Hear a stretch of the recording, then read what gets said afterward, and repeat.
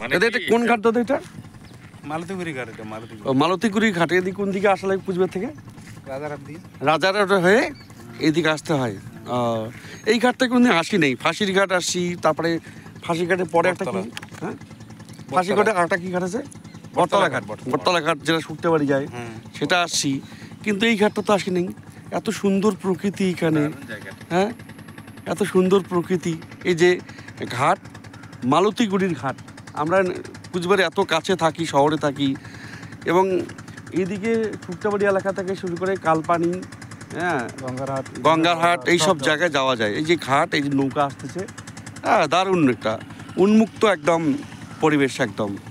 এই যে মানুষজন এই ঘাট দিয়ে পার হয়, যারা প্রতিনিয়ত ডেইলি প্যাসেঞ্জারি করে, যারা বাইক নিয়ে হেঁটে গ্রামে ফেরে।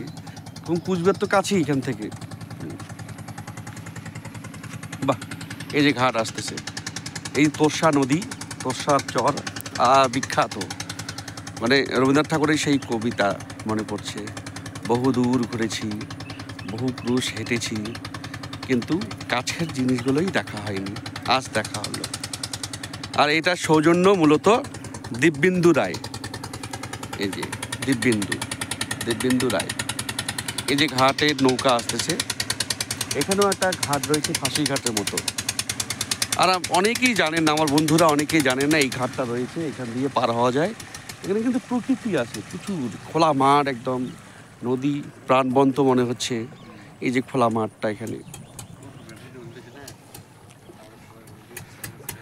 আজ সানডে, তাই বেরিয়ে পড়েছি একটু সকালবেলা। এই যে নৌকা আসছে।